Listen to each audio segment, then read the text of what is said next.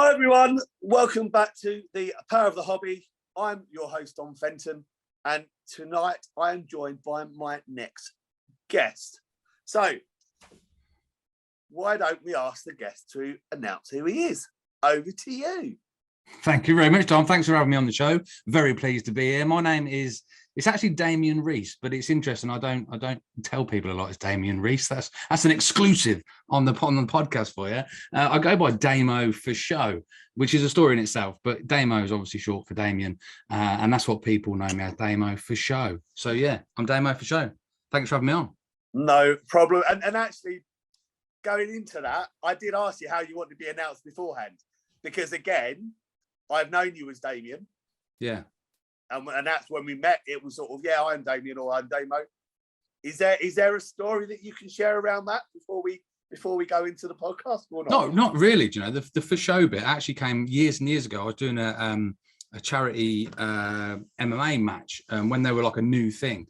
And one of my mates, a good friend of mine, I think it was off a film like Superbad or something, and the character in the film goes for sure,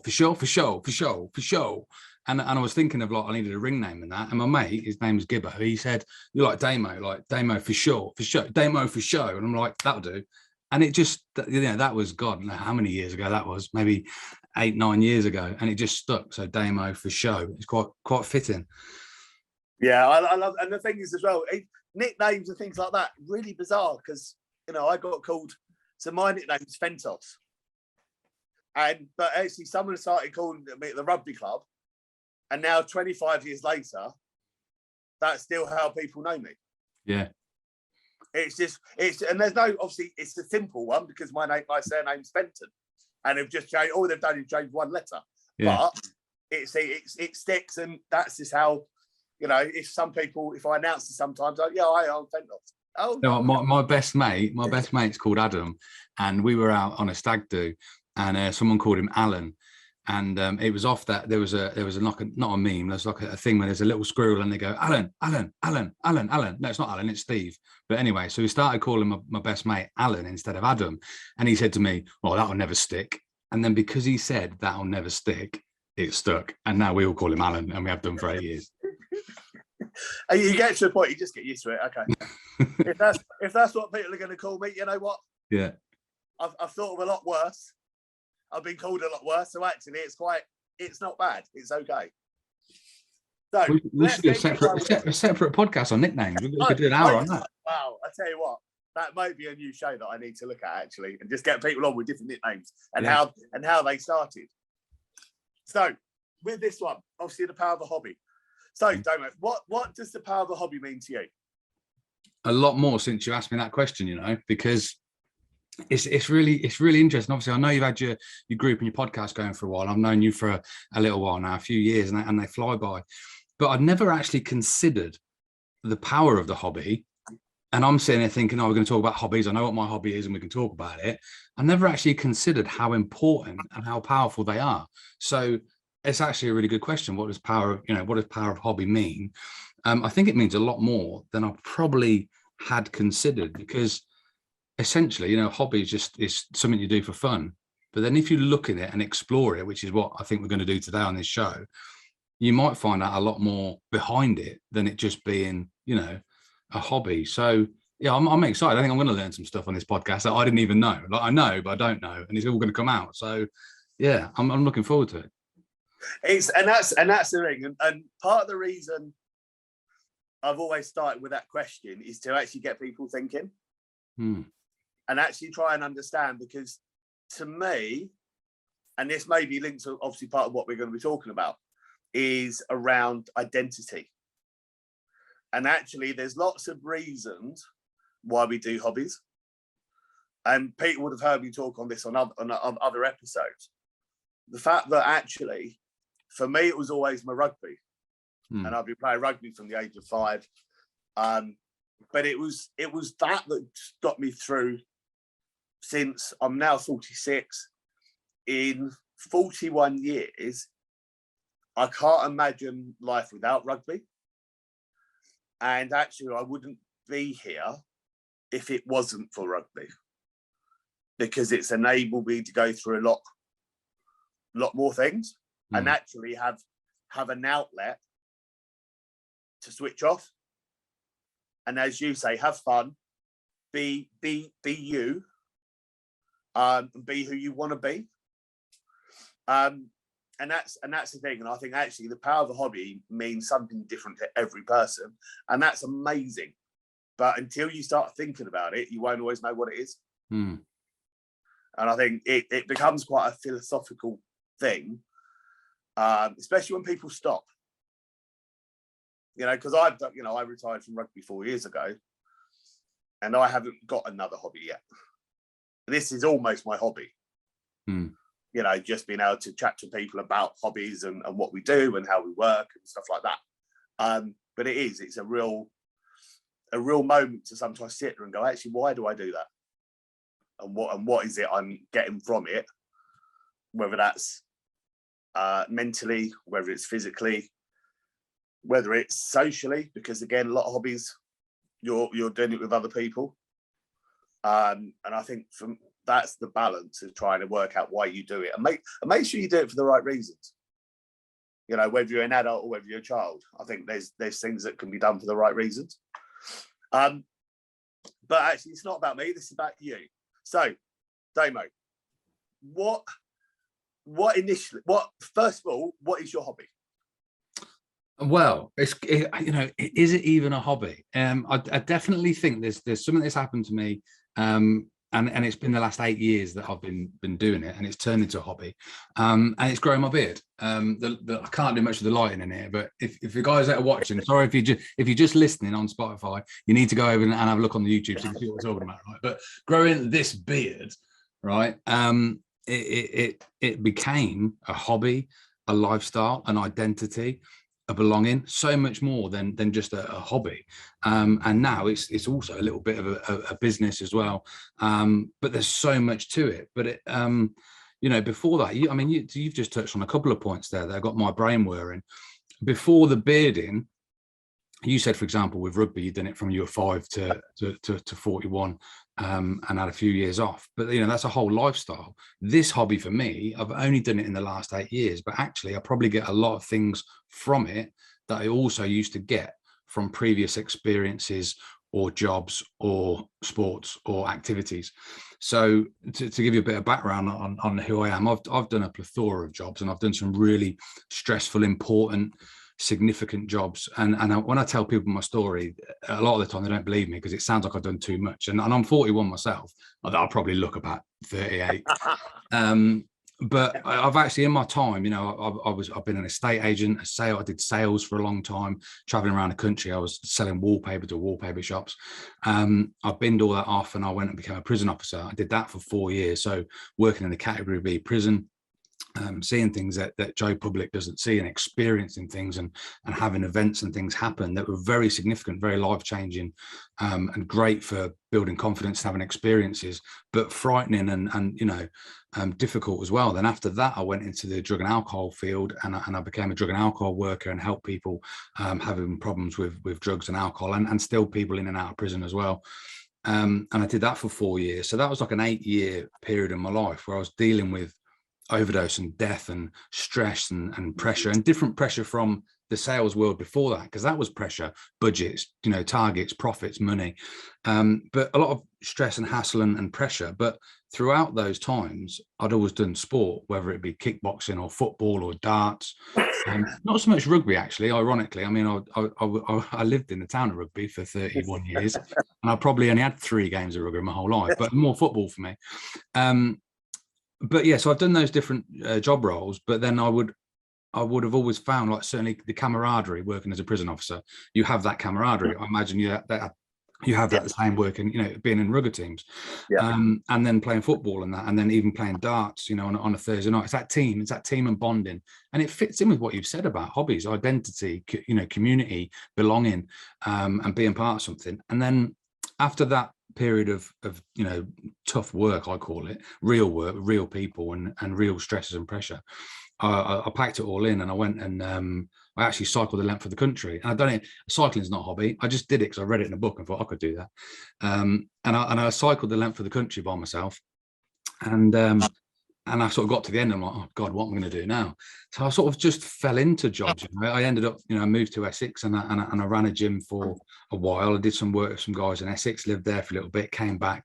And now I'm sort of finding my feet. I'm trying to, self-employed, do my own work on my own businesses. And I'm actually doing a lot of freelance stuff at the moment. I've fallen into another job role, which is supporting artists. So I do extras work for film and TV and that. I also do delivery driving. So career-wise and that, I'm a bit all over the place with that. But what's become a staple part of me and who I am and what I do for the last 8 years has been this bearding life. So I started to, I think I had my last decent close shave, not a clean shave, the last decent close shave when my mum got married. She wanted me to look a bit smart. And then since then, I've just let it grow. But I've met people along the way. Things have happened along the way. I've discovered this community that's there, and then it's all pulled together through the beard and through my experiences and everything that I've done and where I'm at. And it has created, this identity. Damo for show. He's the guy with the beard, the guy that, the guy that's on telly. Because I've been on a couple of shows like Blind Date and quiz shows with Gary Lineker and bits and bobs like that. It's like, oh, that's the guy with the beard.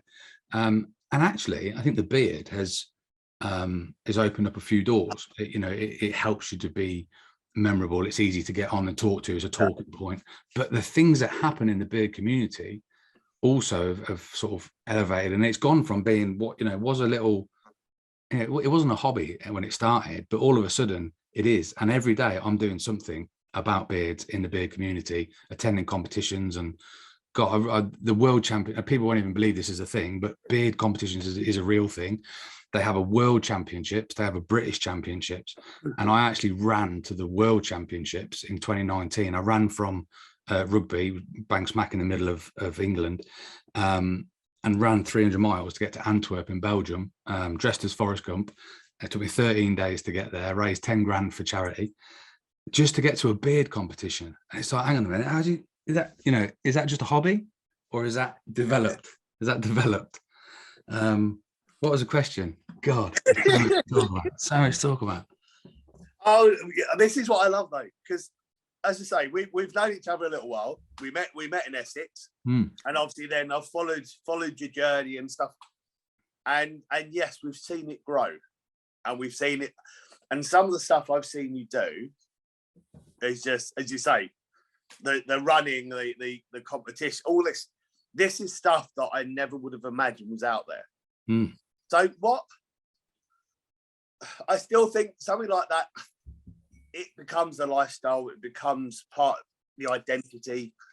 Yes, in part it's still a hobby, but what made you start suddenly going, actually, I'm going to grow it, or I'm going to look up?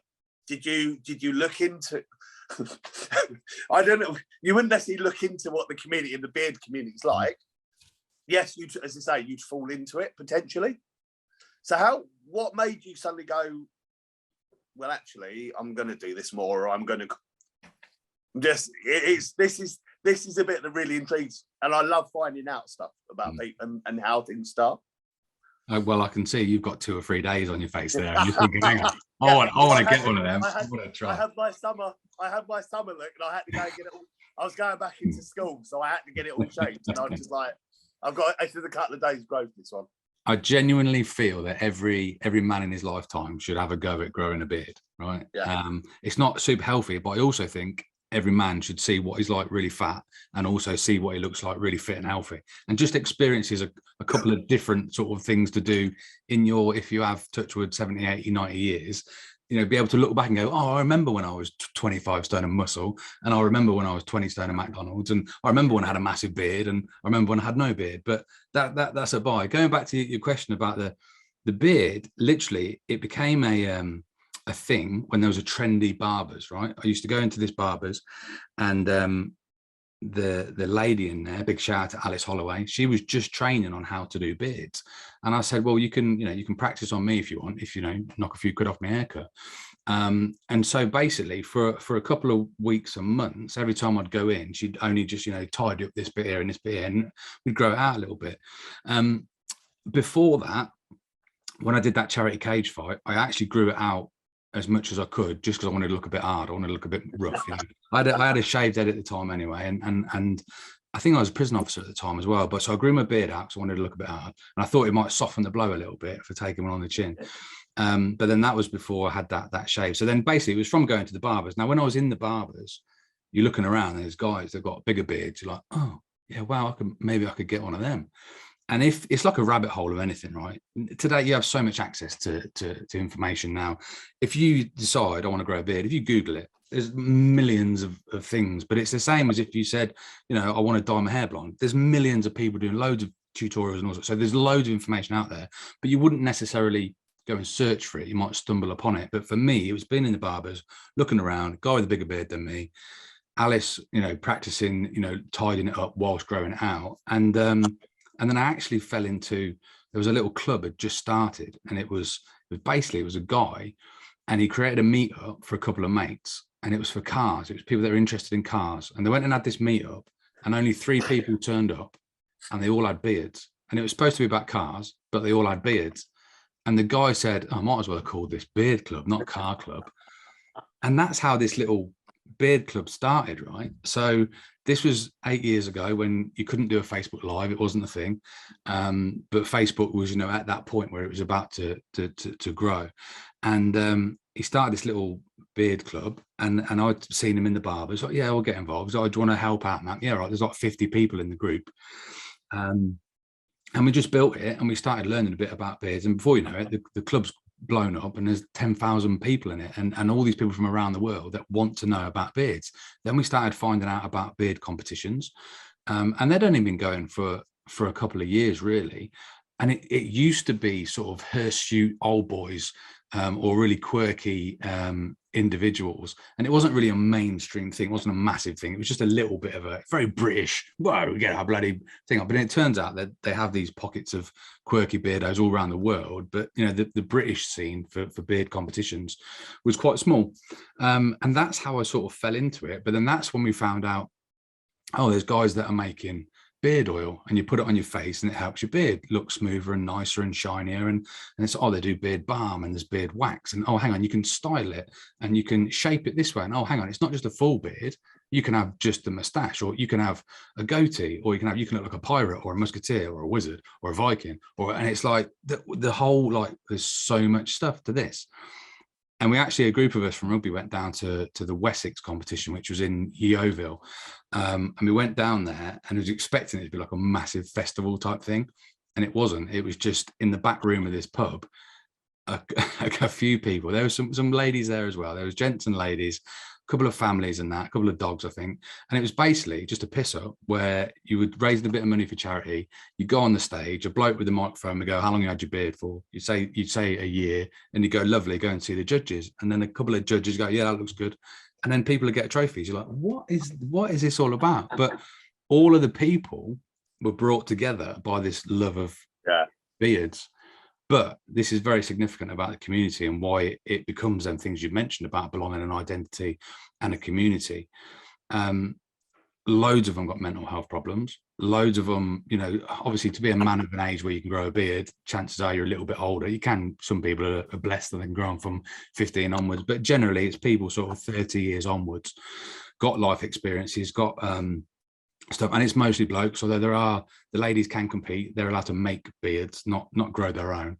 But the community itself, it brings together a lot of guys, and certainly on the Facebook page, it would bring people from all around the world. And it was so weird because you would literally have people from everywhere, and that one thing they got in common was the beard. But once they were in and they talked about the beard, they also had loads of other things in common. And it was the day-to-day stuff. It's this stuff that blokes go through. It's stuff that blokes struggle with it. And the mental health and the beard community go together hand in hand, because they're always trying to help each other. They're always doing stuff for charity, always doing stuff for awareness, and always supporting each other. And sometimes, you know, although I know to some people it sounds like you compete and you're judging against beards and that. It's not about that. It's about being together. And there's so many different, even pockets of this community within the community, but it's all very supportive, and we all share a lot of common interests. And actually, interestingly, I think a lot of people grow beards for different reasons, but one of them can be a confidence thing, and they want to belong to something and they want to have some confidence. I first started growing my beard when I was a prison officer, actually, because I wanted to look a bit older. I didn't want to be, when I was a salesman, clean shaved every day, hated it. When I went to be a prison officer, I was only 26. I wanted to look a little bit older, so I started growing it out. But a lot of people grow it for confidence. A lot of people grow it to make them, feel better. And then all of a sudden you're belonging with a group of other guys, and it's like, actually, this is a good thing. So yeah, I mean, as far as a hobby goes, this is just blown up massively for me in so many other very powerful ways. You might say the power of this hobby is phenomenal. That's a cutaway for you. Yeah, I know.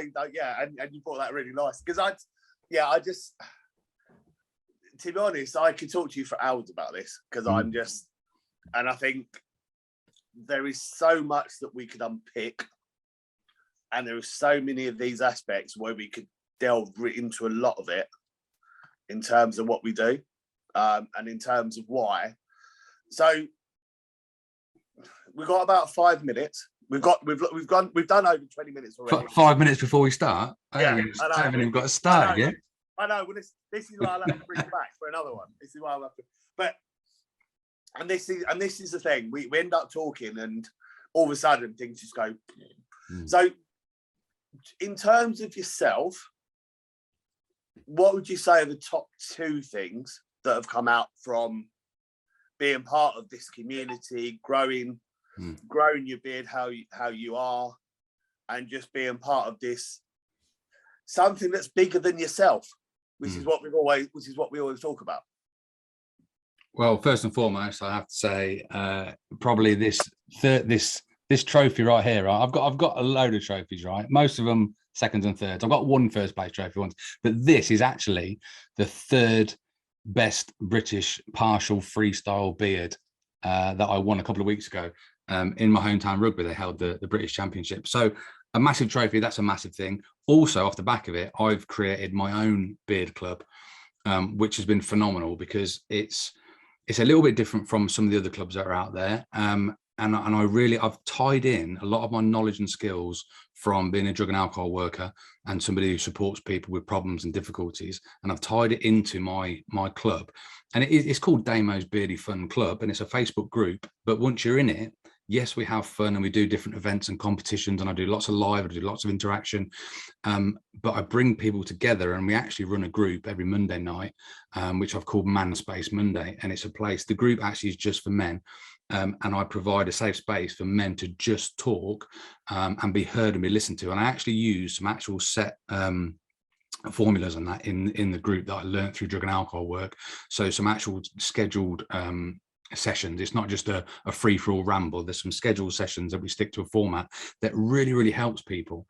And what it does, it brings people together, because I've got 80 people in the group, but every Monday I might have 5 or 6 people on that session, and it really helps them to bond. And I thought I was creating that group to teach people how to grow beards, and it's not been like that at all. I've created that group, and people have come in not to learn how to grow beards, although that's the best place. They've come in to get connected to other people, to have the support, to have some fun, to have to be part of what I do. So yeah, one of the main things is Damo's Beardy Fun Club, of course. Obviously winning a trophy is phenomenal. Headed to the World Championships next year. It's going to be in Germany. I'm not going to run there though. You had enough. You've had enough of doing that now. And then also off the back of it as well, through my notoriety within the community, it's great. It's elevated me. It's given me a status, a place. You know, I've been a compier at a competition. I'm being a judge next week at a competition. I also run the Beard Mail podcast. So I do a podcast where me and a guy who owns a beard brand, we get together and we do that every week. We drop a podcast. So it's all been good. But yeah, from something that was in the beginning a hobby is now just like something worthy of another conversation. I don't want to go on and go over time, but there's still a there's no, that's it. We try and keep it a certain around. Yeah, absolutely. But I just, mate, honestly, and some of that I didn't know, so I've only just heard that. Some of that I didn't know, and hats off to you, because I think people a lot of people know my journey. A lot of people know what I do and what I try and do, and whether it's this podcast, whether it's Instagram lives, whether it's whatever we do. But we need safe places. You know, whether that's, you know, at the moment I'm looking at setting up some safe places around parents who have children with SEND. And we look at it because, again, we all need to feel belonging. We all need to feel part of something bigger than ourselves. We all need to know that actually we're not the only one going through something. And generally we're not.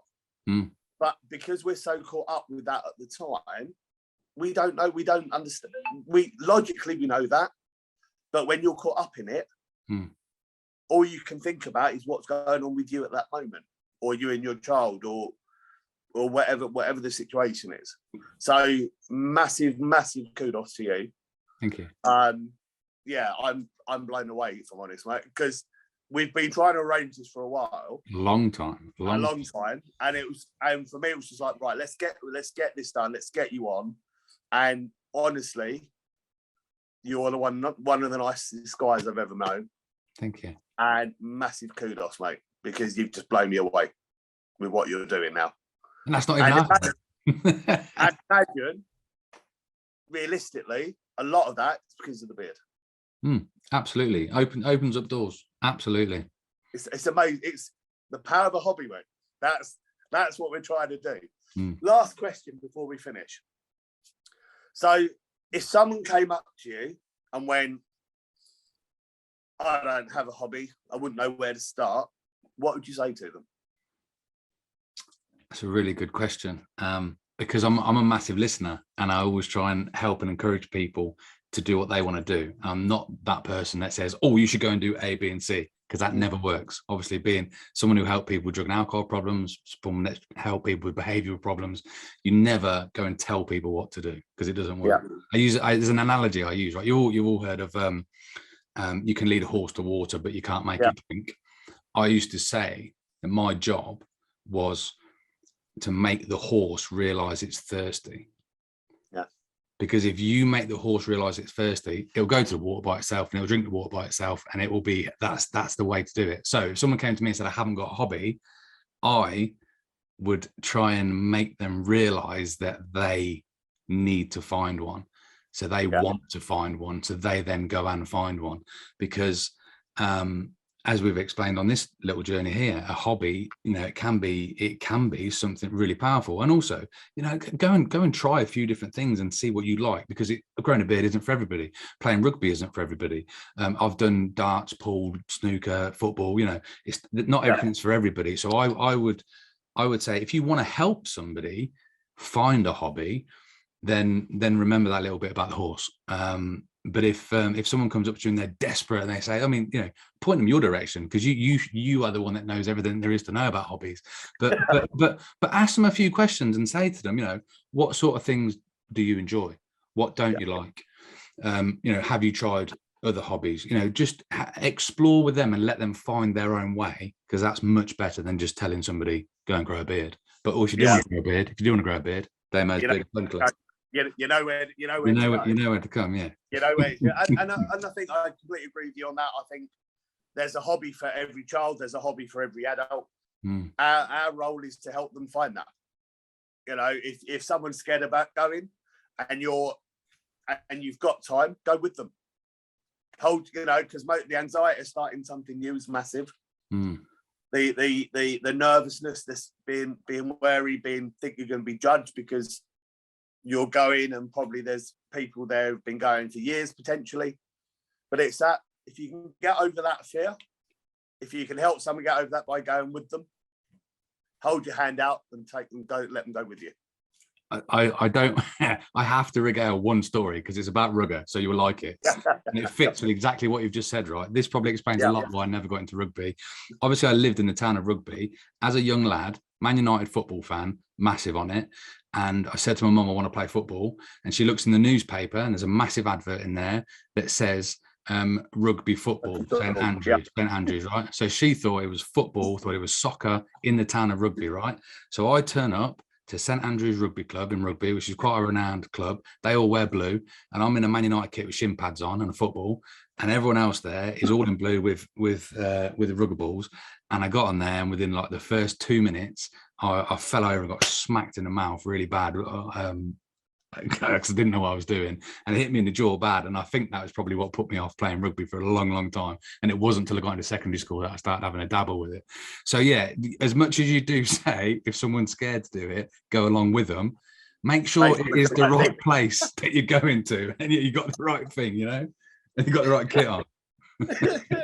Oh, I love that. The thing is, you hear that quite a lot. But it just tickles me that I do. Yeah, just make sure you've done your research. Yeah, make sure it's the right activity. Yeah, and there's no excuse nowadays. You can get on Google and find that out. I mean, back in the day, in the newspaper, that's all she had. But make sure you do your Google.